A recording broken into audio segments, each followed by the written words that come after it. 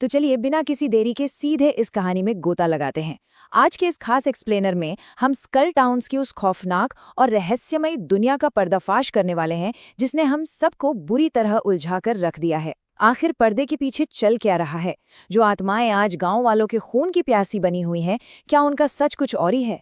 हम इस पूरी उलझी हुई कहानी की परतों को खोलेंगे और सीधे तथ्यों पर बात करेंगे।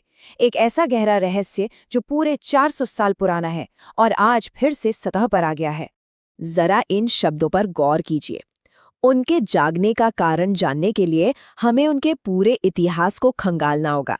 ये चेतावनी सीधे तांत्रिक महाराज की है और ये एक बात बिल्कुल साफ कर देती है कि वर्तमान में जो भी खौफनाक घटनाएं घट रही हैं ना, उनका सीधा कार अतीत से जुड़ा है।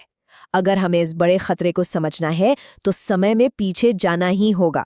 ये कोई आम भूत प्रेत की कहानी नहीं है, बल्कि एक ऐसा इतिहास है जिसे सदियों पहले दफना दिया गया था।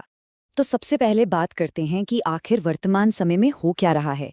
मेघना, जो यहाँ सिर्फ मृत्युंजय अमृत का सैंपल लेने आई थी, उसे बड़े ही अजीब और डरावने सपने आ रहे हैं। वो खुद को एक राजकुमारी के रूप में एक पुराने महल में देखती है। अब सोचने वाली बात यह है कि उसका इस गांव से, इस राजमहल से और उन निशिरमोलों से क्या कनेक्शन हो सकता है। ये एक ऐसा सवाल है जो हर पल और गहराता जा रहा है। और यहीं से कहानी एक बहुत बड़ा मोड़ लेती है। जरा सोचिए, शाम के 7 बज रहे हैं, अचानक मौसम बदलता है और पूरे गांव में खौफ का सन्नाटा पसर जाता है। तभी तांत्रिक महाराज वहां पहुंचते हैं। वो गांव की सुरक्षित बड़ी हवेली के बजाय सीधे उस पुराने किले में रुकने का फैसला करते हैं। और इसी किले की उन सर्द और अंधेरी दीवारों के बीच गांव के सबसे काले रहस्य से पर्दा उठना शुरू होता है। इस पूरी गुत्थी को सुलझाने के लिए आइए एक बार टाइमलाइन को समझते हैं। ये हमें सीधे आज से उठाकर साल 1626 में ले जाती है। ये वो वक्त था जब राजा विश्वजीत का शासन हुआ करता था और पूरे राज्य में एक बहुत भयंकर महामारी फैली हुई थी। इसी बीच राजकुमारी मेघालय ने एक महासिद्धि के जरिए मृत्युंजय अमृत प्राप्त किया, जिसने सिर्फ 2 महीने के अंदर पूरी महामारी को जड़ से खत्म कर दिया। लेकिन ये तो बस एक भयानक शुरुआत थी। तो बात है साल 1626 की। इस श्राप की जड़ तक पहुंचने के लिए हमें इसी साल की उन घटनाओं को समझना होगा जिन्होंने सब कुछ पलट कर रख दिया। जब राज्य में महामारी अपना कहर बरपा रही थी, ठीक उसी वक्त पड़ोसी राज्य वल्लभगढ़ के राजा इंद्रसेन ने मदद का बहाना बनाकर राजा विश्वजीत को अपने पास बुलाया था। रास्ते में जाते हुए एक अजीब घटना घटती है। घने जंगल के बीचों बीच अचानक राजा के रथ का पहिया टूट जाता है और वही उनकी मुलाकात होती है दमयंती नाम की एक बेहद खूबसूरत आदिवासी महिला से। अब यहाँ सबसे चौंकाने वाली बात पता है क्या थी? दमयंती लोगों का मन पढ़ सकती थी। वो तुरंत राजा और सेनापति के विचारों को भांप लेती है और बिना वक्त गवाए राजा के सामने शादी की शर्त रख देती है। यही नहीं, वो राजा को इंद्रसेन के धोखे के बारे में भी पहले ही अलर्ट कर देती है, जिससे राजा की जान बच जाती है। और फिर जल्दबाजी में जंगल में ही अग्नि के फेरे लेकर दोनों की शादी हो जाती है। लेकिन जैसे ही लगता है कि अब सब कुछ ठीक हो गया है, कहानी एक ऐसा खौफनाक मोड़ लेती है जिसकी किसी ने कल्पना भी नहीं की थी। इस नई रानी का एक ऐसा सच सामने आता है जो सच में रोंगटे खड़े कर देने वाला है। एक दिन अचानक राजा के सामने दमयंती का चेहरा पूरी तरह बदलने लगता है।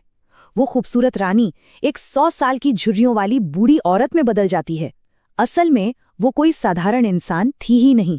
वो एक खूंखार डायन थी जो जवान मर्दों का खून पीकर अपनी उम्र बढ़ाती थी। और ठीक उसी दिन उसने अपने जीवन के 100 साल पूरे कर लिए थे, जिसकी वजह से उसका वो असली और विभत्स रूप बाहर आ गया।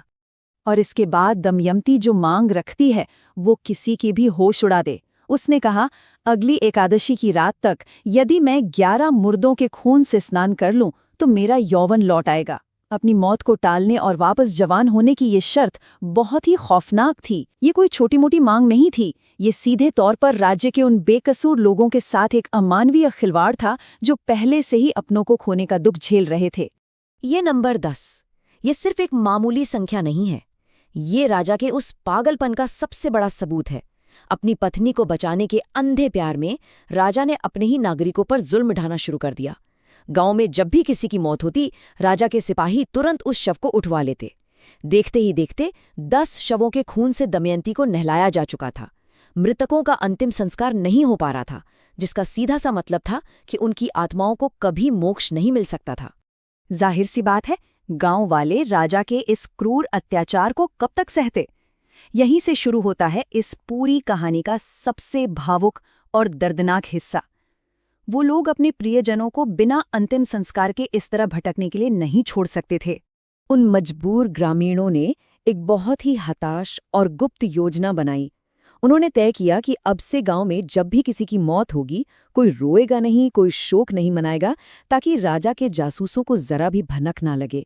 वो आधी रात के घने अंधेरे का इंतजार करेंगे और फिर गांव के 4 लोग छिपकर उस शव को शमशान ले जाएंगे और पूरे विधि विधान से उसका अंतिम संस्कार करेंगे।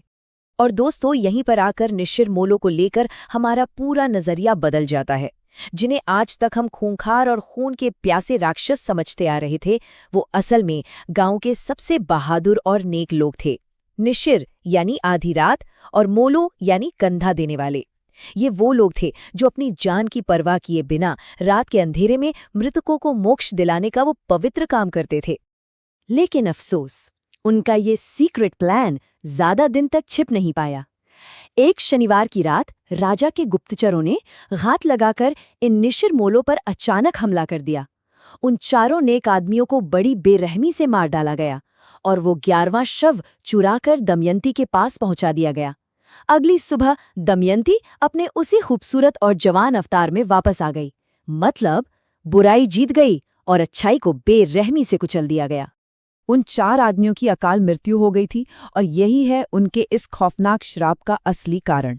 बात दरअसल ये है कि उन्हें आज तक नहीं पता कि वो मर चुके हैं। जी हाँ, इसलिए उनकी आत्माएं हर शनिवार रात गांव में भटकती हैं और आज भी अपने उसी अधूरे काम को पूरा करने की कोशिश कर रही हैं। उन्हें जो भी जीवित इंसान दिखता है, वो अपने भ्रम में उसे राजा का सिपाही समझ लेते हैं जो उन्हें रोकना चाहता है। इसीलिए वो तुरंत हमला कर देते हैं। ये कोई शुद्ध बुराई नहीं है, बल्कि एक बहुत ही गहरी और दर्दनाक ट्रेजेडी है। अतीत के इस खौफनाक पन्ने से निकलकर अब हम वापस वर्तमान समय के उसी पुराने किले में लौटते हैं।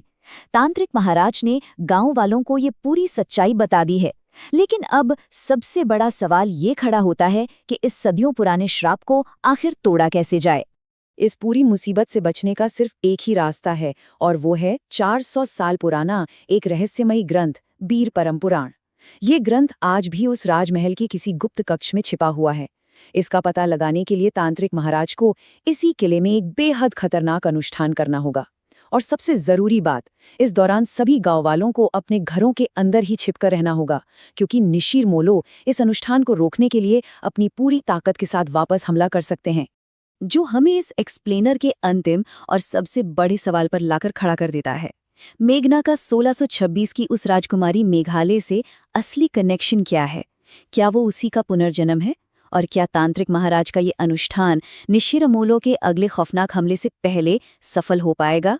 सच कहूं तो ये कहानी अब सिर्फ एक रहस्य नहीं रही, बल्कि समय और मौत के श्राप के बीच की एक बहुत बड़ी रेस बन चुकी है। इन सवालों के जवाब हमें आगे ही पता चलेंगे। तब तक के लिए इन खौफनाक तथ्यों पर गौर जरूर कीजिएगा।